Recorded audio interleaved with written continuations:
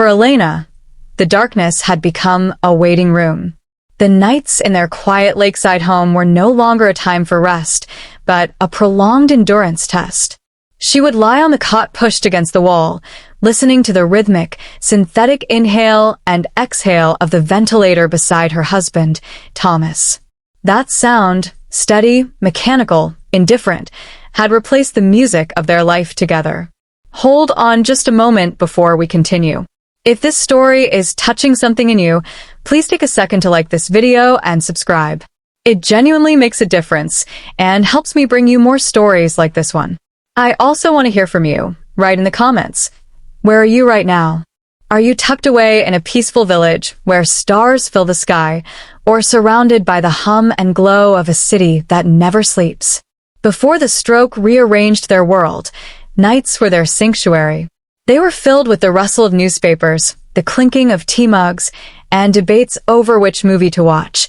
Debates that usually ended in laughter. Thomas had been a man of motion, a landscape architect who spent his days shaping the earth, his hands always stained with soil and full of life. Now, those hands lay still on pristine white sheets, and the room smelled of antiseptic and lavender air freshener, a scent Elena used to mask the clinical reality of their existence.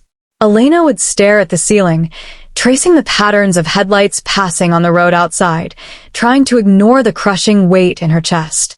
She cared for Thomas with a precision that bordered on religious devotion.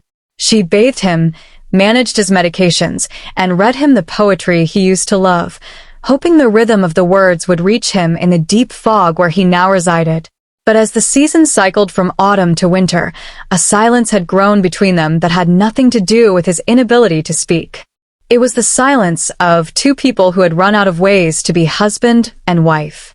Elena was a nurse, a guardian, a shadow. She wasn't a partner anymore. She was a function. And the guilt? The guilt was a physical thing. It sat on her chest when she dared to think about her own life. She missed being held. She missed being looked at with desire rather than gratitude.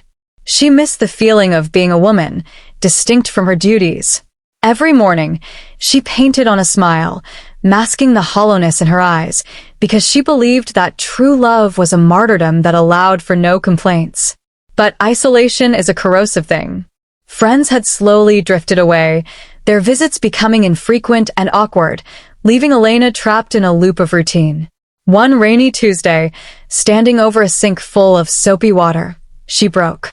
Her hands gripped the porcelain, and she sobbed silently, terrified Thomas would hear her. She felt like a ghost haunting her own house. When she went back to him, she kissed his forehead and whispered, "I love you," and she meant it. But she also felt the terrifying chill of realizing that love, by itself, wasn't filling the void. Thomas looked at her with eyes that were weary but trusting, and that trust felt like a heavy stone. She was all he had, and she was crumbling. It was in this fragile state that the dynamic shifted. Not with a bang, but with the arrival of Dr. Adrian Wells. Adrian wasn't a doctor, actually. He was a specialized occupational therapist assigned to help Thomas retain what little mobility he had left. He entered their lives not as a savior, but as an appointment on a calendar. At first, Elena was efficient, almost robotic. She treated Adrian like the medical equipment, necessary and impersonal. But Adrian had a way of occupying space that was gentle yet undeniable. He spoke to Thomas, not about Thomas. He joked with him. He treated the paralyzed man like the architect he once was. And then, he started noticing Elena.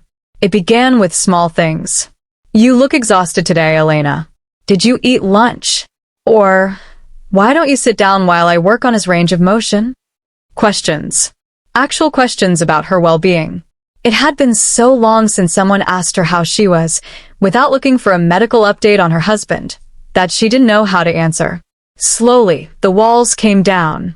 During the hour-long sessions, while Thomas rested between exercises, Elena and Adrian would talk. At first it was about the weather or the news, but soon it became about life. She found herself admitting that she was lonely.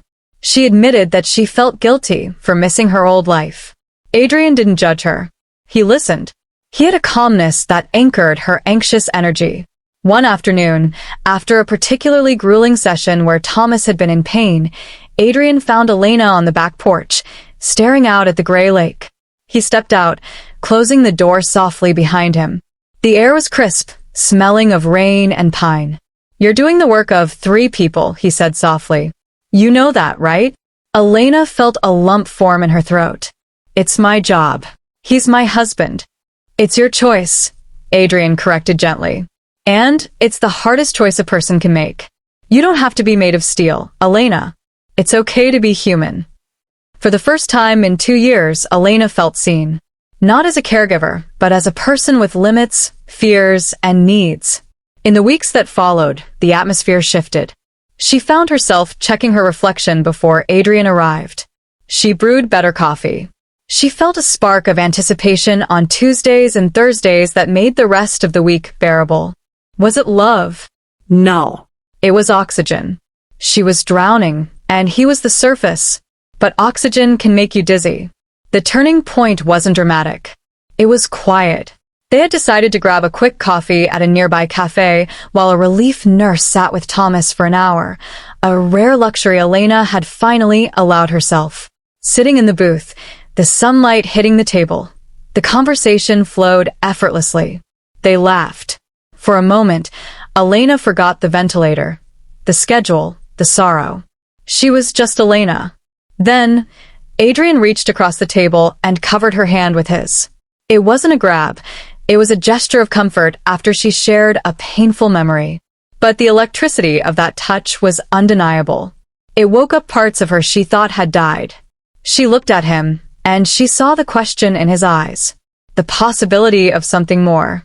An escape. For a heartbeat. She leaned into it. She let herself want it. But then, the image of Thomas flooded her mind. Not the invalid in the bed, but the man who had built their home with his own hands. The man who had promised to stand by her, just as she had promised to stand by him. She pulled her hand away. The loss of warmth was immediate and sharp. "I can't," she whispered. Adrian nodded, his expression sad but respectful. "I know." The drive home was a blur of tears and clarity. Elena realized she had been walking the edge of a cliff. She hadn't jumped, but she had looked down, and that alone terrified her. That evening, the house was quiet. She sat beside Thomas, holding his frail hand. The guilt was there, yes, but something else had replaced the despair. Truth. She looked into her husband's eyes, and she decided to break the silence. "Thomas," she said, her voice trembling, "I need to tell you something. I've been struggling. I've been so lonely that I almost let myself get close to someone else." She didn't give him the gritty details. She didn't need to hurt him with specifics. She focused on her own failings, her own emptiness. She told him she felt like she was disappearing. Thomas watched her. He couldn't speak, but tears pooled in the corners of his eyes. He squeezed her hand, weakly, but with intention. It was a squeeze of forgiveness. It was a squeeze that said, "I know. I see you." In that moment, the distance between them collapsed. Elena cried, laying her head on his chest, listening to the heart that was still beating for her. She realized that Thomas hadn't been absent. He had been trapped, watching her fade, unable to stop it. The next day, Elena made changes. She called Adrian's agency and requested a transfer. She did it professionally, citing a need for a schedule change that Adrian couldn't accommodate. It was a lie, but a necessary mercy. Losing that connection hurt. It was a grief all its own, but she knew that some doors, once opened, cannot be closed without damage. She had to lock it. With Adrian gone, Elena didn't sink back into the darkness. Instead, she used the energy that had been awakened. She started inviting friends over again, explicitly telling them, "We need you. I need you." She began painting again, setting up an easel in the corner of Thomas's room so she could work while he rested. She began to talk to Thomas, really talk to him, not just at him. She told him about her art, her fears, the news, her dreams. And he responded in the ways he could, with expressions, with squeezes, with the light in his eyes. She learned that intimacy isn't just physical. It's the shared endurance of the storm. Months passed. The routine was still hard. The nights were still long. But the silence was different now. It wasn't empty. It was companionable. Elena realized that she had almost thrown away a lifetime of deep, complex love for a moment of easy relief. She had learned that loneliness is a signal, not a command. It was a sign that she needed to nurture herself, not that she needed to replace her husband. One evening, as rain tapped against the glass, Elena looked up from her book to find Thomas watching her. He offered a crooked, partial smile, the best he could manage. Elena smiled back, a genuine, tired, beautiful smile. She reached out and took his hand. She wasn't perfect. She had faltered. She had wanted to run. But she had stayed. And in the end, she realized that the strongest love isn't the one that never struggles. It's the one that admits its fragility and chooses, every single day, to rebuild. She was Elena. She was a wife. She was a woman. And she was exactly where she was meant to be.